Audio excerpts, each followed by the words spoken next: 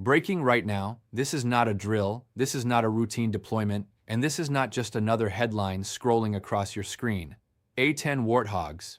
Yes, the same tank-busting aircraft designed for close combat, the same flying weapons platform built for brutal, low-altitude warfare, have entered the Strait of Hormuz.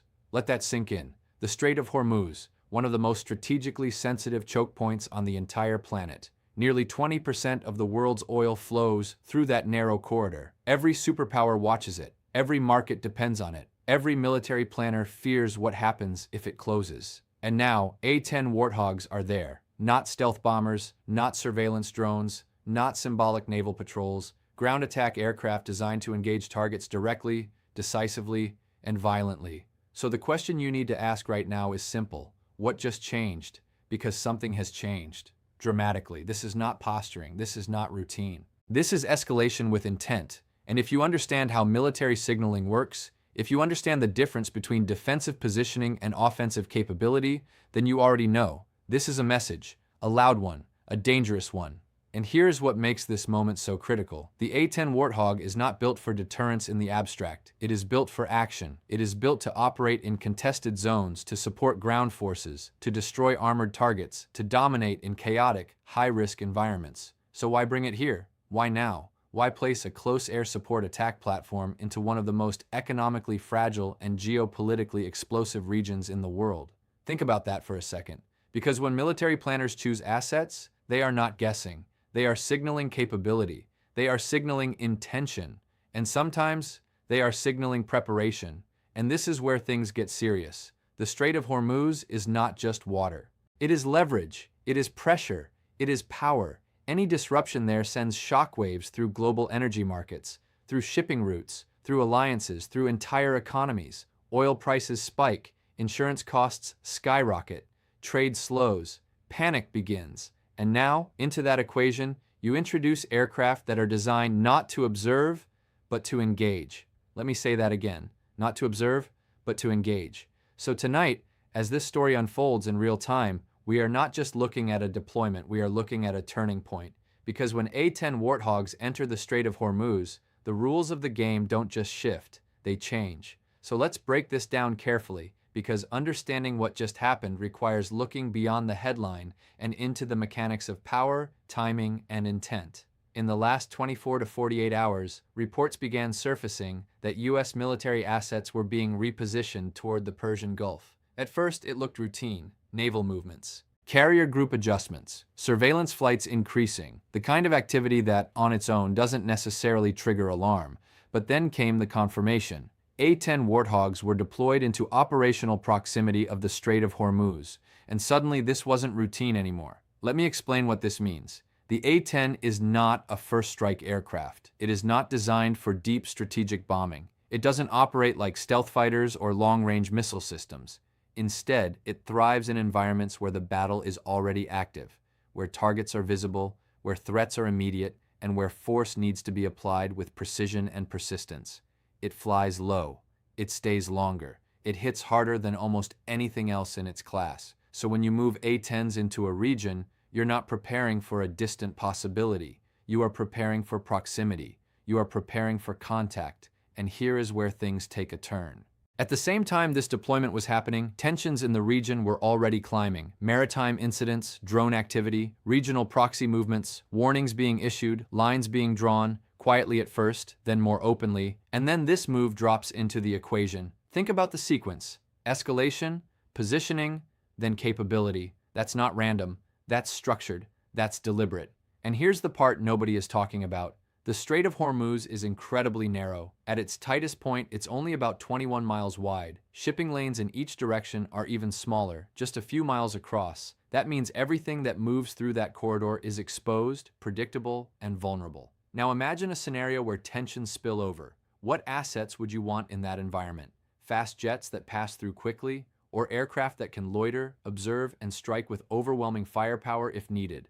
This is why the A-10 matters. Because it can dominate a small, high-risk area for extended periods. It can respond to sudden threats. It can protect assets or neutralize them. And this is where the intent starts to become clearer. This isn't just about showing strength. It's about controlling a space, a very specific space, Let that sink in. Now let's talk about timing. Why now? Because timing in geopolitics is everything. And this deployment didn't happen in a vacuum. It happened against a backdrop of increasing friction between the United States and Iran, rising instability across the Gulf region, and growing concerns about the security of global energy flows.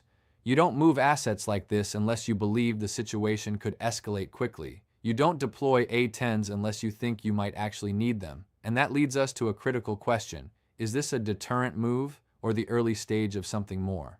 Because history shows us that these moments, these seemingly tactical deployments, often precede something bigger, something faster, something harder to contain.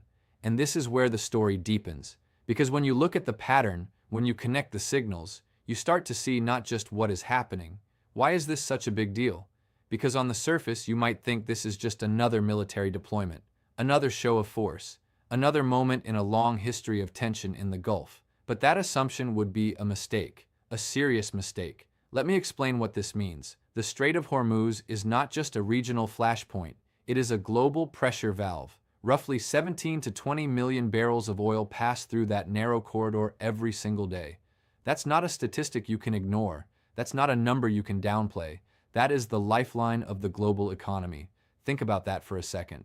Every major economy, from Asia to Europe to North America, is connected to what happens in that strip of water. Energy prices, shipping costs, inflation rates, industrial output, it all ties back, directly or indirectly, to stability in that corridor. Now introduce military escalation into that equation. Even the perception of risk in the Strait can send oil markets into chaos. Prices spike within hours. Insurance premiums for tankers jump overnight. Shipping companies start rerouting or delaying cargo. And when that happens, it doesn't stay in the Gulf. It hits your fuel prices. It hits your food prices. It hits your cost of living. Let that sink in. Now add another layer. The A-10 Warthog is not a defensive symbol. It's a battlefield tool. It's designed for scenarios where rules of engagement are tight, threats are close, and decisions need to be made in seconds. So when you see that aircraft in this location, you are no longer just talking about deterrence. You are talking about readiness. And this is where things get serious, because readiness changes behavior.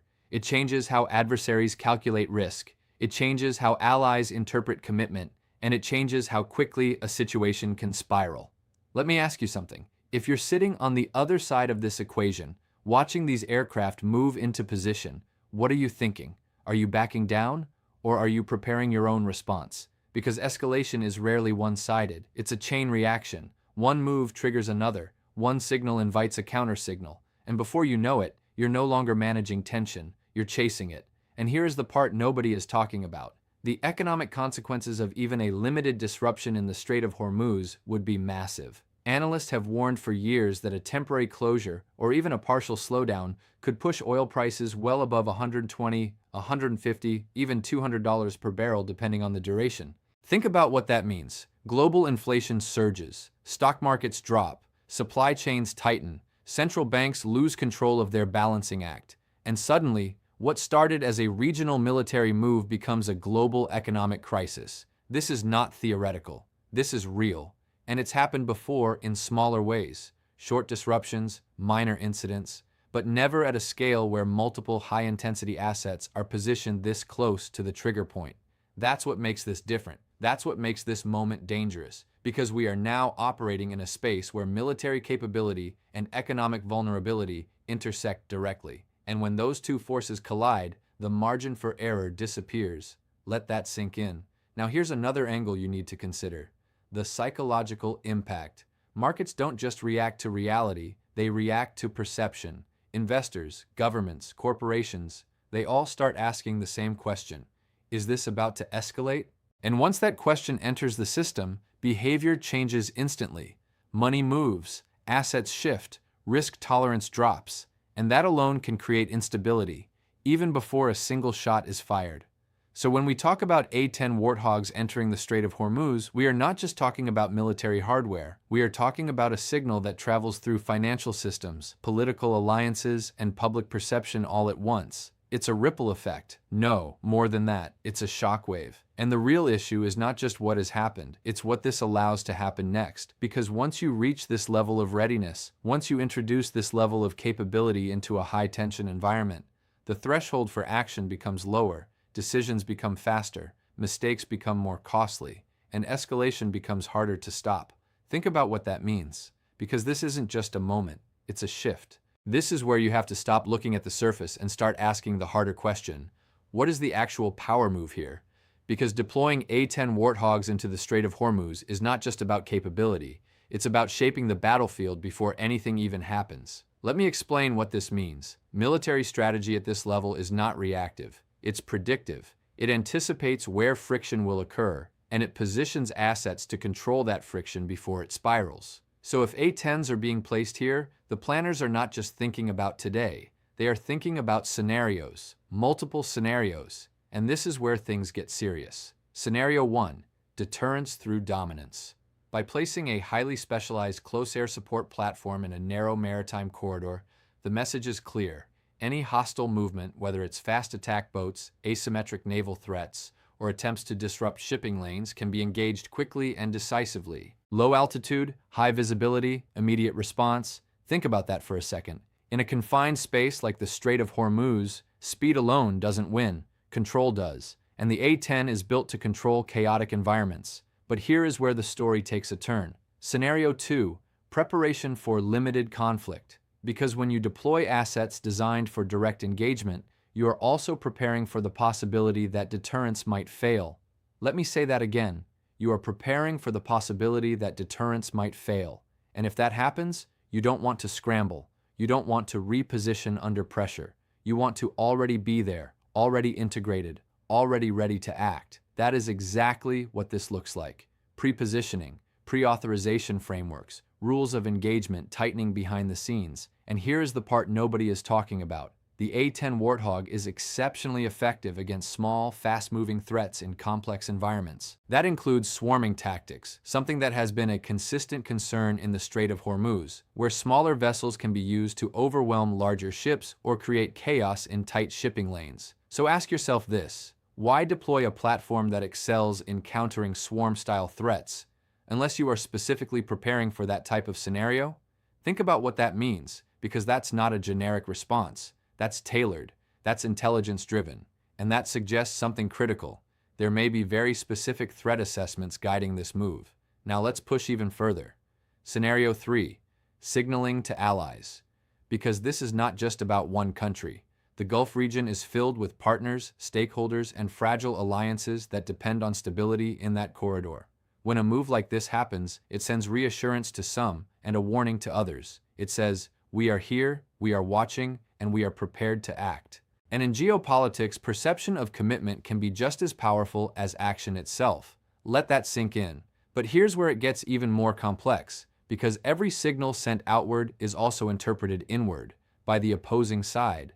And this is where escalation dynamics come into play. If one side increases visible readiness, the other side doesn't just sit still. It recalculates, it adjusts, it responds, sometimes quietly, sometimes aggressively, and this creates a feedback loop, a cycle of action and reaction that can accelerate faster than anyone expects. Let me ask you something. At what point does preparation start to look like provocation? Because that line is very thin, and in high-tension environments, it can disappear entirely. This is why strategy at this level is so dangerous. Not because of what it intends to do, but because of how it can be interpreted. Because misinterpretation leads to miscalculation, and miscalculation leads to conflict. History has shown this again and again. Moments where both sides believed they were acting defensively, while the other side saw it as offensive. Moments where signaling failed, moments where escalation took over. And this is where the current situation becomes critical, because what we are seeing is not just positioning, it is layered signaling, military capability, geographic focus, timing, and context, all aligning at once. That doesn't happen by accident. That happens when a situation is approaching a threshold where decisions matter more, where timing matters more, where mistakes become irreversible. Let that sink in. And now the question becomes even more urgent. If this is the strategy, if this is the setup, within hours of these reports surfacing, you start to see the first layer of response. Markets begin to shift. Oil futures tick upward, not in a full panic yet, but enough to signal concern. Enough to show that traders are paying attention. Because they understand something very clearly. When military assets move into the Strait of Hormuz, risk is no longer theoretical. It becomes priced in. Let me explain what this means. Energy markets operate on anticipation. They don't wait for disruption. They move on the possibility of disruption. So even a hint of escalation introduces volatility. Prices begin to climb, insurance firms start recalculating exposure, and shipping companies quietly reassess their routes. And this is where things get serious, because once those adjustments begin, they create momentum. A tanker rerouted here, a delay there, a premium increase somewhere else. Individually, small decisions. Collectively, a shift in the system. Think about that for a second. Now let's move to the political reaction. Officials begin speaking, but listen carefully to how they speak. The language is measured, controlled. Words like stability, security, commitment, and readiness start appearing in statements. No one wants to escalate publicly, but no one is downplaying the situation either. That balance between calm messaging and visible preparation is a classic sign of rising tension. Let that sink in. Meanwhile, across the region, other actors are watching very closely, not just governments but military commands, intelligence networks, proxy groups, and regional power brokers. Because this move doesn't just affect one relationship, it affects the entire network. And here's the part nobody is talking about. When a high-visibility asset like the A-10 is deployed, it forces everyone else to reveal their posture. Quiet movements become less quiet. Hidden intentions become slightly more visible. Because now, every side has to decide, do we respond, do we mirror, do we escalate, or do we hold position and wait? Each choice carries risk. Each choice sends a signal. And together, those signals start forming a pattern. A pattern that analysts, strategists, and decision-makers are watching in real time. Now let's talk about expert reaction. Military analysts begin appearing across media platforms, offering interpretations. Some call it a deterrent move. Others describe it as a precaution. A few go further, suggesting it could be preparation for limited engagement scenarios. And that range of interpretation, that lack of consensus, is itself significant. Because when experts don't agree, it means the situation is fluid, unclear, still evolving. And uncertainty is where risk grows fastest. Let me ask you something. If the people who study this for a living are divided, what does that tell you about how unpredictable this moment really is? Think about what that means. Now shift your attention to public perception. Across social media, across news cycles, across conversations happening right now, a single theme starts to emerge. Something is building.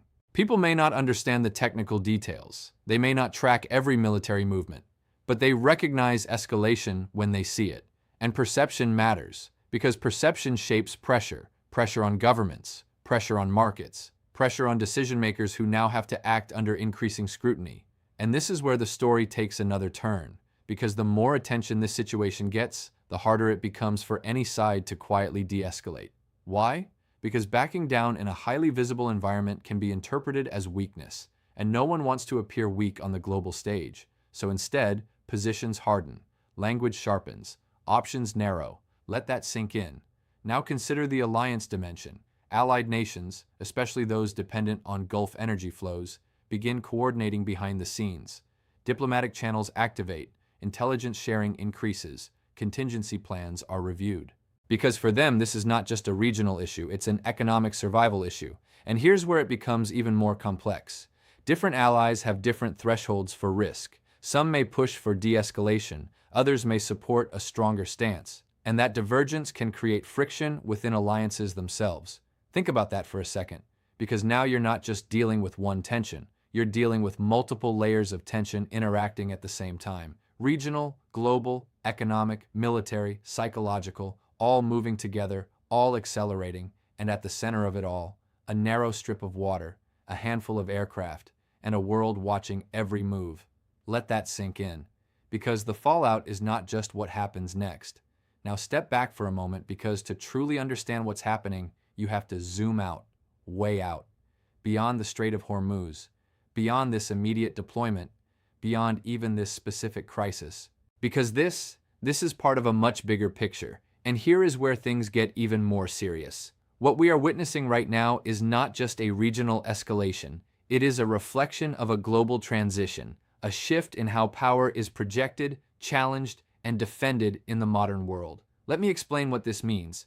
For decades, global stability, especially in energy corridors like the Gulf, was maintained through overwhelming dominance. One side had clear superiority, clear control, clear deterrence. But that world is changing. Power is becoming more distributed, more contested, more unpredictable. And in that environment, choke points like the Strait of Hormuz become even more important. Why? Because when you can't dominate everywhere, you focus on controlling critical nodes. And this is one of the most critical nodes on Earth. Think about that for a second. Now layer in the economic reality. The global economy today is more interconnected than ever before, but also more fragile. Supply chains are stretched, energy markets are sensitive, inflation pressures are already present in many regions. So when tension rises in a place like this, the impact is amplified. What might have been a regional issue 20 years ago now becomes a global shock within days, sometimes hours. Let that sink in. And here's the part nobody is talking about. We are entering an era where military moves are no longer isolated from economic consequences. They are directly linked, instantly. A deployment like this doesn't just send a message to another government, it sends a message to markets, to corporations, to central banks, to entire populations, and those messages trigger reactions, immediate reactions. Now let's take it one step further. This situation also reflects a broader pattern of strategic competition, where major powers are no longer just preparing for large-scale wars, but for constant pressure environments. Gray zone tactics, limited engagements, controlled escalation. These are the new norms. And in that kind of environment, assets like the A-10 Warthog become incredibly relevant. Why? Because they are not about massive, one-time strikes. They are about sustained presence, flexible response, persistent pressure. Think about what that means. This isn't about a single event. It's about maintaining control in an environment where tension never fully disappears, where conflict doesn't always look like war, but can become war very quickly. And this is where the story connects to something even bigger. Because what happens in the Strait of Hormuz doesn't stay in the Strait of Hormuz. It sets precedents, it shapes expectations, it influences behavior in other regions. If escalation becomes normalized here, it lowers the threshold elsewhere. If military signaling becomes more aggressive here, it encourages similar moves in other contested zones around the world. Let that sink in. Now consider the technological dimension. Modern warfare is not just about firepower, it's about information, speed, and decision-making cycles. The faster a situation develops, the less time leaders have to react. And when you introduce high-readiness assets into a volatile area, you compress that timeline even further. Decisions that once took days now take hours, sometimes minutes, and that increases the risk of miscalculation dramatically. Let me ask you something. In a world where decisions are made faster, under more pressure, with more at stake, do you think the chances of error go down?